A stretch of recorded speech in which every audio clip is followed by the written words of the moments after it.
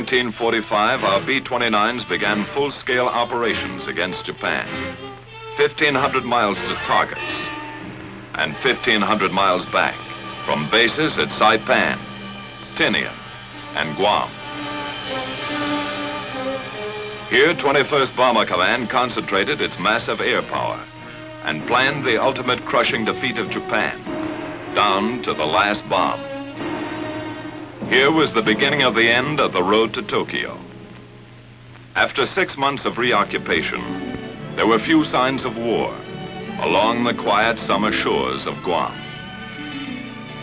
The liberated Chamorros were back in their clean native villages, American citizens again, smiling and friendly, unaware that a miracle had happened around them.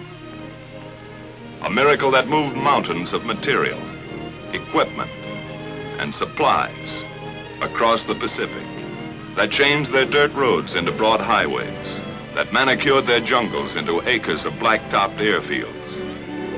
And nearby, new communities of American citizens had set up housekeeping with various types of self-service.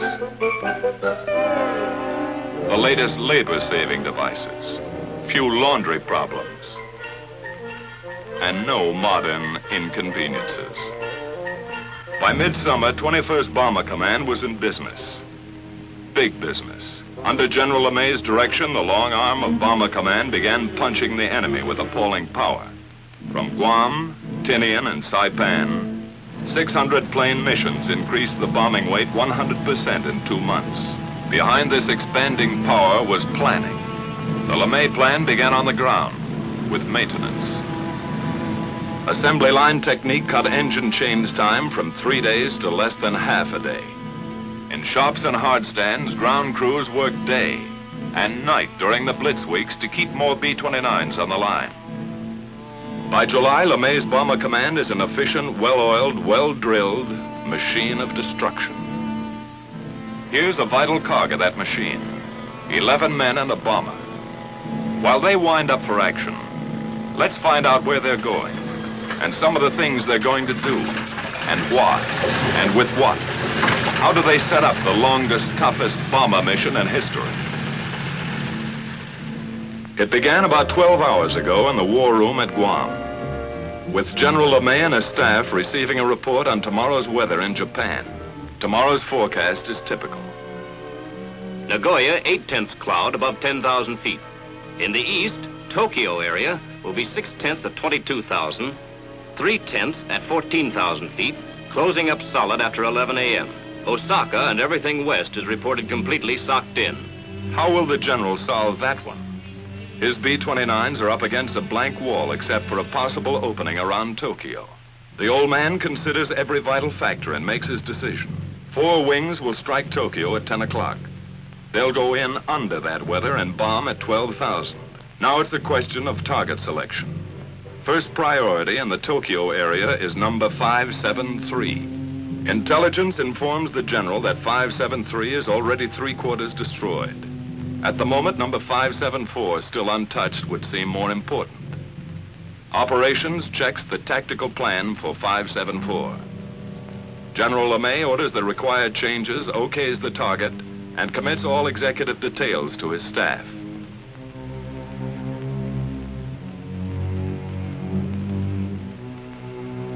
Operations, with his deputy chief of staff and project officer, goes to work setting up the changes. In that plans folder is a mountain of preparation by special sections of intelligence and operations. 1,000 hours of research. Collated facts and figures have been distilled into Tactical Plan 574. Aircraft will assemble as briefed with 3 groups of P-51s for escort. Smoke markers at 1-minute intervals will be dropped by lead planes to expedite departure from assembly point. 1 squadron each wing will carry M47 incendiary clusters. Balance of squadrons, 500 and 1,000-pound GP bombs fused a quarter-second nose and tail. Altitude of attack, 12,000 feet. Planes of 314th Wing will carry capacity fuel loads of approximately 7,300 gallons per plane. Calibrated airspeed of 210 miles per hour will be flown by all aircraft on bombing run. Radar landfall 3450 north and 140 east will be the same for all planes to afford a good land-water contrast checkpoint. The Navy is requested to furnish the following facilities for air-sea rescue purposes. 3 surface vessels to proceed to positions X. 4 submarines assigned to lifeguard duties at positions Y. 2 Dumbos to orbit at stations Z. 4 B-29s will orbit as super Dumbos at the following positions. Each section of the plan is double-checked. To supervise certain aspects of planning, Lieutenant Colonel Catton, a former lead crew pilot, was recently brought over to staff as project officer. This officer's extensive combat experience now helps to iron out operational kinks. He will accompany this mission to observe new smoke signals at assembly point. A field order is now dispatched to the wings. Takeoff time is flashed to the controller, who coordinates the vast network of communications gathered here at the heart and nerve center of command.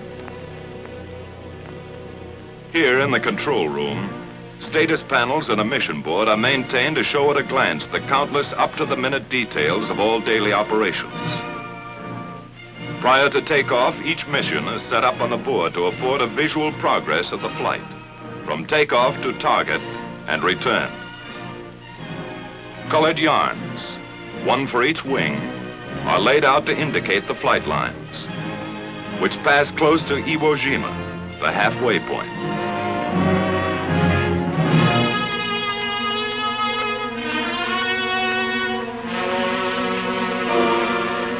And proceed as specified in the field order to the proper target. Other symbols are used to mark air-sea rescue positions. A timetable of statistics for each wing is planned and flown as recorded from hourly reports on the status panel, beginning with takeoff time.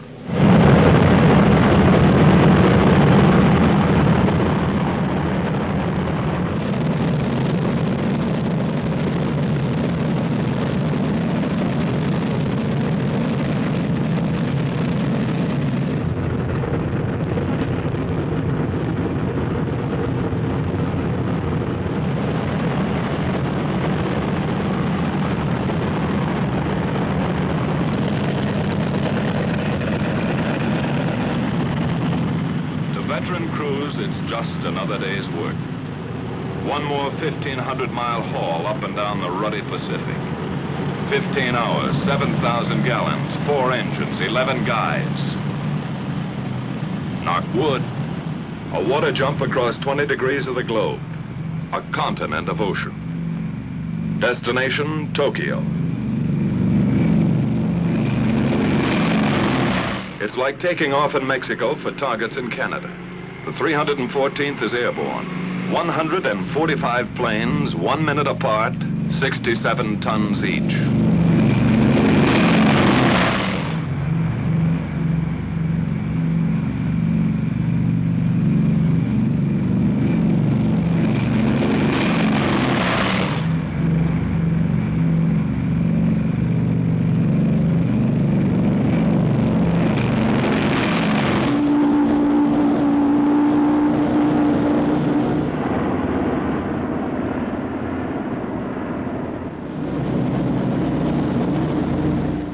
B-29 takeoffs are a tough sweat. That first long moment is the worst. Some swear it takes luck, like a wife's stocking, to beat it. At Tinian, 100 miles north, 2 more B-29 wings prepare for takeoff. 134 aircraft from the 58th wing. 100 more from the 313th wing. At Saipan, a few minutes later, the veteran 73rd wing lines up for takeoff. 153 more bombers are added to the mission striking force.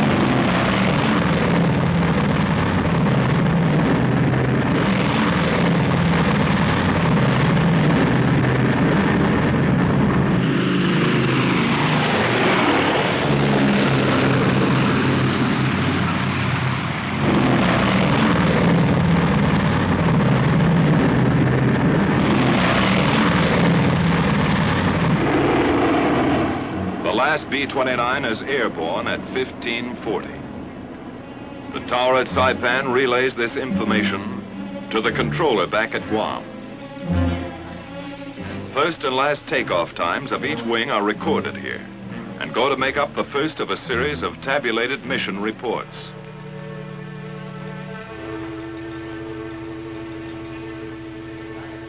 Copies of these reports are dispatched to headquarters, Washington, and posted on the control room report board.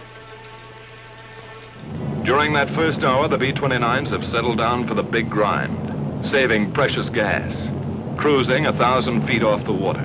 Ability, experience, confidence ride in each plane.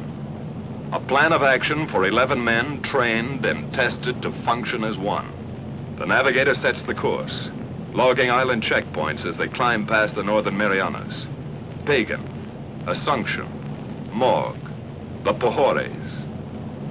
After about 4 hours of flight, the bombers pass close to Iwo Jima, the hot rock, a black, gritty pork chop halfway to Honshu, 8 square miles bought and paid for by our Marines. We made some quick changes, cutting away that sulfurous volcanic crust and rolling Iwo surface into one enormous flat top. 3 big airstrips now launch our P-51s for bomber escort over Japan. General Moore and his staff of 7th Fighter Command run the show and direct all air-sea rescue operations in close collaboration with Bomber Command. A last-minute briefing check, just to make sure today's fighter escort knows all air-sea rescue positions. Out on the line, General Moore's P-51s are warming up for the longest fighter flight on record.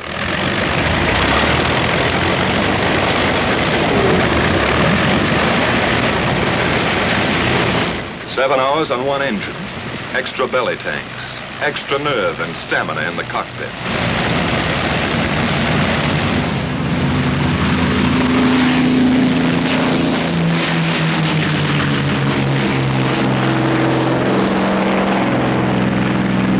About the time our bomber wings are passing Iwo Jima, the pea shooters are taking off, scheduled to join them 3.5 hours later off the shores of Japan. After a rendezvous at Kita, the P-51s head for assembly point, led by B-29s designated as navigator ships. Farther west, our bomber wings grind ahead on the last lap to the Empire. Reports to the controller back at Guam give their flight position, which is kept up to the hour on the mission board. Still at low altitude, the B-29s are approaching the bad weather belt, where unreported storms and cold fronts appear suddenly across the bomber course. Pilot to crew, we're going to start our climb. Check oxygen equipment. Tell Buck he'd better get out to his doghouse. As they begin their slow climb to altitude, the crews prepare for the vital business ahead. And from now on till they come off target and head home, it's all business. The central fire control system is warmed up. Superhuman brain power at the flick of a switch. Each gunner flexes his sights and tries the coordinated fire controls with a few short bursts to clear the gun. After pushing up to altitude, the bombers arrive close to assembly point. Air in the pressurized cabin is comparable to 8,000 feet, but oxygen masks are adjusted and ready for instant use. From the southeast, our fighter escort appears with its navigator ships, which now turn off to wait for the fighters' return at Rally Point. The Mustangs climb in formation to take positions above the boxes of B-29s.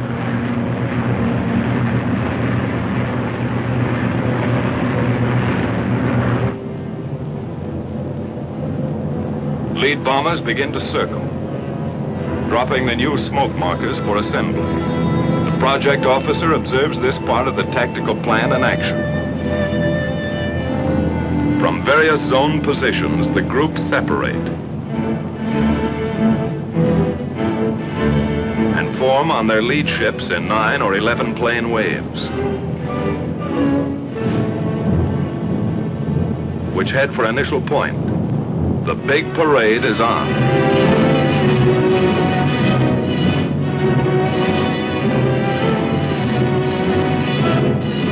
Landfall is picked up, along with the first flak burst from enemy coastal batteries.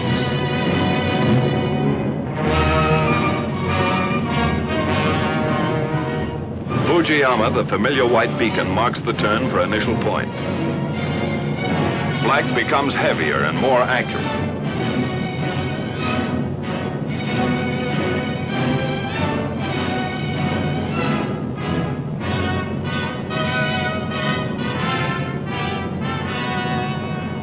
And now the first Jap snoopers appear, diving head-on into the formations.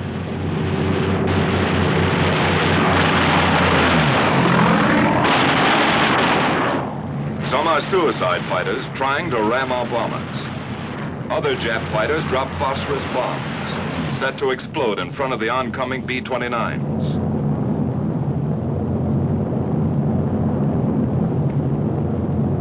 Our P-51s go out after them and know they're tangling with experts. The P-51's job is to protect the B-29s. But some of those Jap fighters filter through and meet the blast of bomber guns.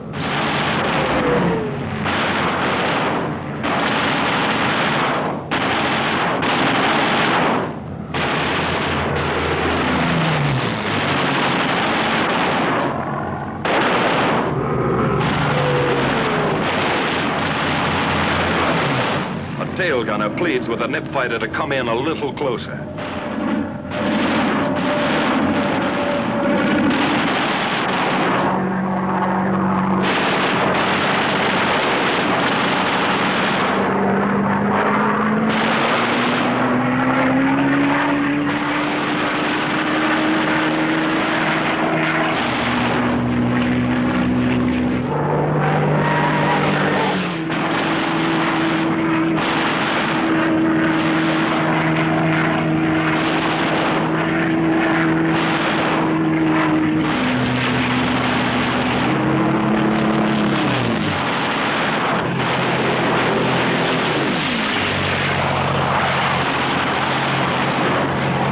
From the turn at initial point, the tight bomber waves move steadily on and get ready for business.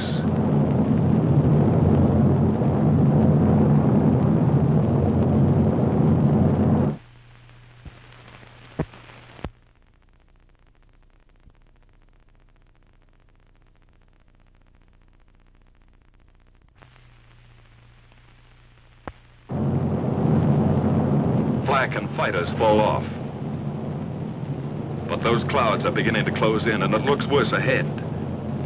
Then just east of Hachioji, the Tokyo area breaks clear. The bombardiers begin to draw a bead on 574. Their planes sit tight for the bombing run. Here's where we pay off.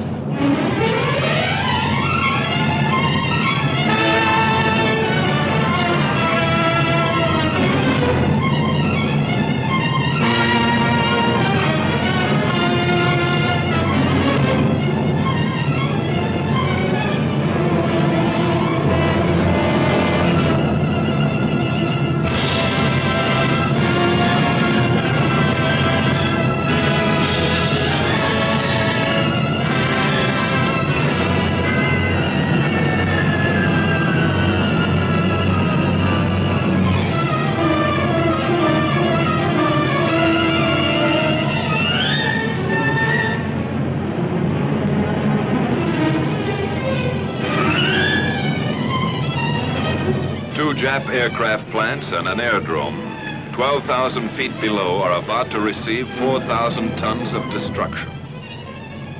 The first waves of B-29s have already found their objective.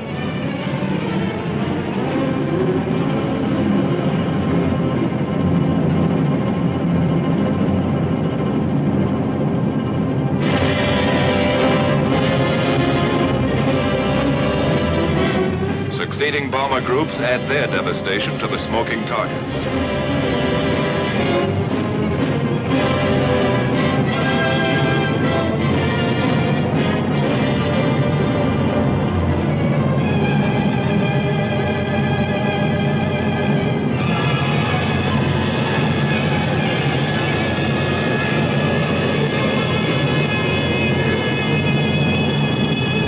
Tactical Plan 574 is now an accomplished fact. The bombers turn and go downwind, across the burnt acres of Tokyo. Close-up cameras show the scars of those spectacular fire strikes last March. 51 square miles of LeMay treatment. Across the bay, and a tailwind speeds them south, down the Chiba Peninsula. This is fighter country. With the first call on the intercom, our Mustangs peel off and go to work again.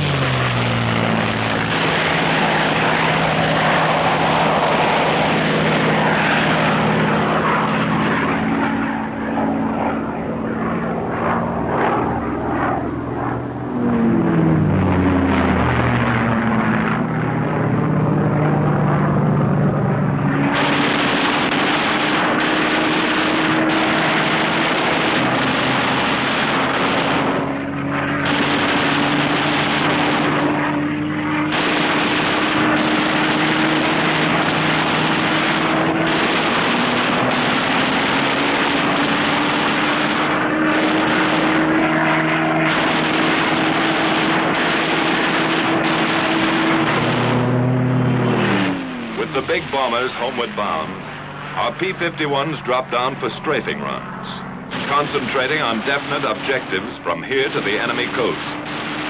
Skimming along at maximum speed, the fighters pair off and go to work cutting vital Jap lifelines, blasting away at communications, radio installations, power lines.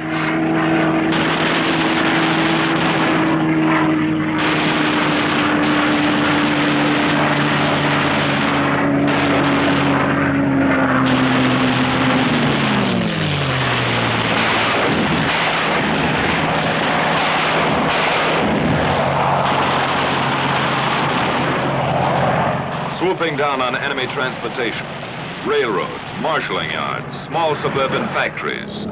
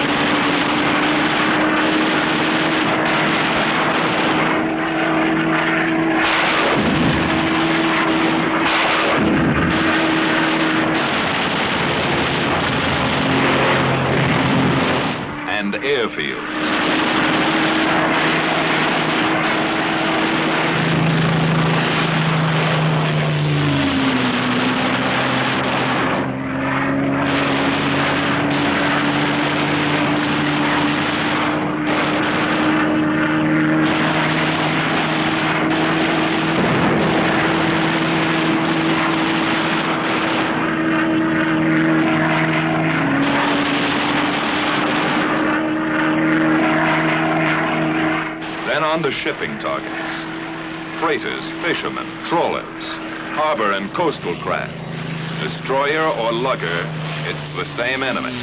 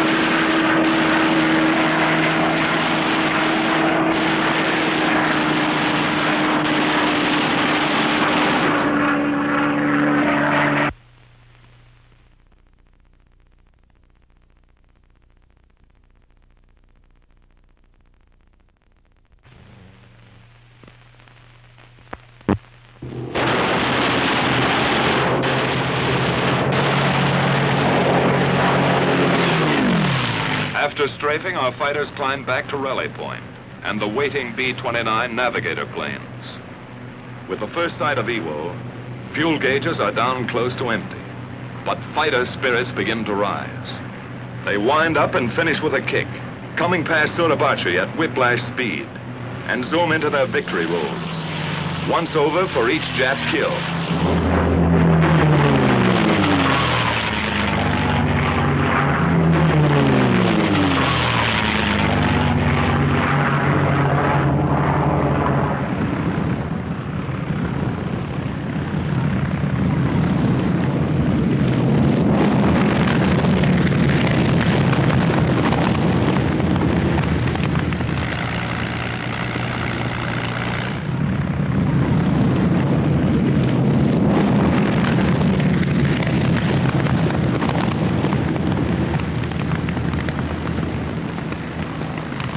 After the last fighter groups are in, all hands sweat in those first limping B-29s. That runway is a beautiful sight as they let down with engines out, low in gas, or beat up by flak and fighters.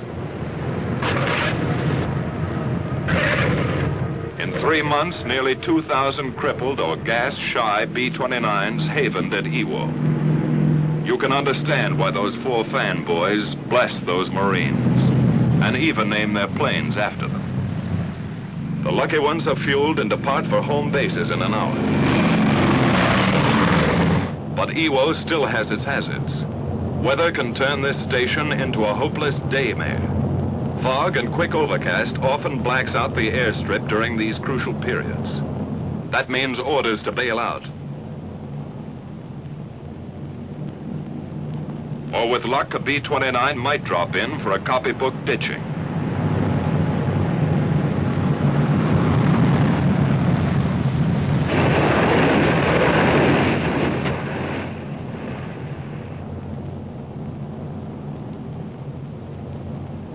From here you can see how the cloud cover up there smothers the runway, and realize what one pilot went through.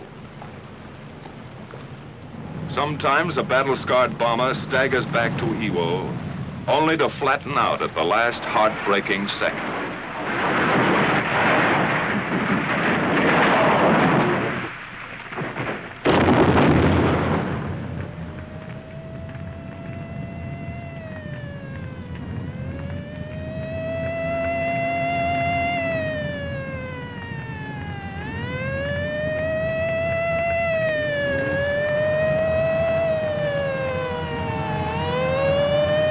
By some miracle, the whole crew got away from their stations to safety before 2,000 gallons of flaming gas enveloped them.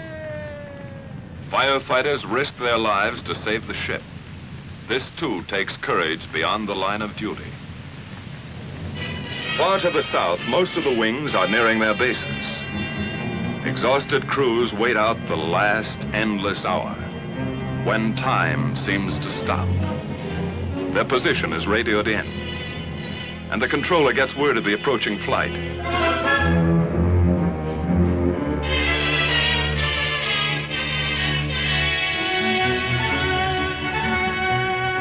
At last, the familiar Marianas appear on the horizon.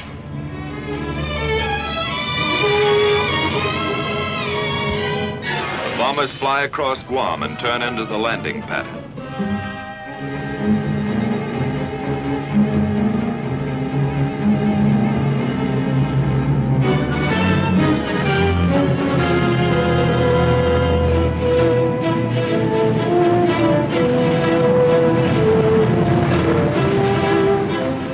Hours ago, they left the other end of that runway. It's a pleasure to be back. A pleasure to roll on solid, familiar blacktop.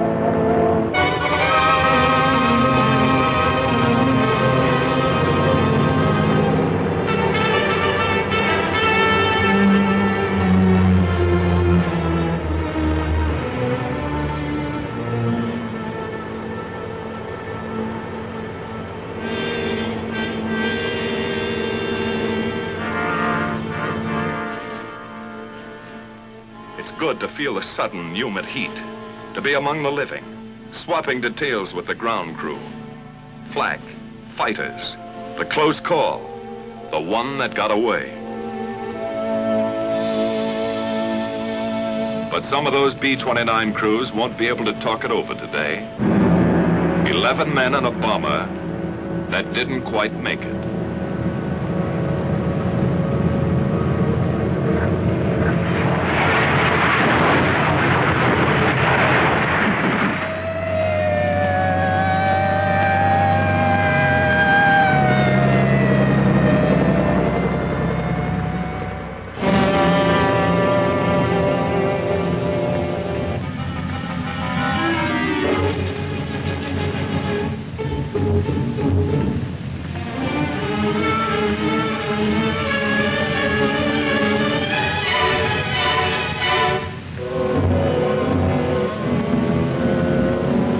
Rescue squads tear away the hot metal. Somehow in that burning wreckage, a man has lived to feel those eager, gallant hands. 1 life saved and 10 lost. That's part of today's toll.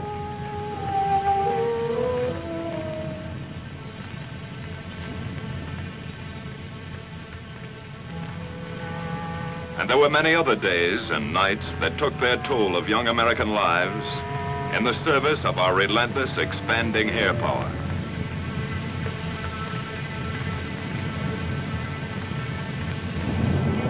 By the end of July, our B-29s had all but obliterated the enemy's ability to make war. 1,000-plane missions were going to hit Japan with twice the monthly tonnage that ever fell on Germany. The question was, how much longer would a beaten Japan hold out? In August, we made a test that never was applied to Germany. While great land, sea, and air forces gathered for the last invasion, our B-29s dropped 2 atomic bombs.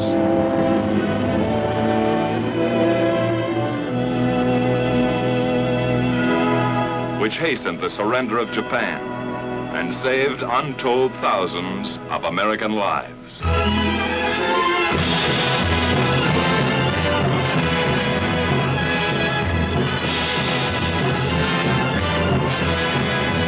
So the mission of our air forces, which began nearly 4 years ago, was accomplished.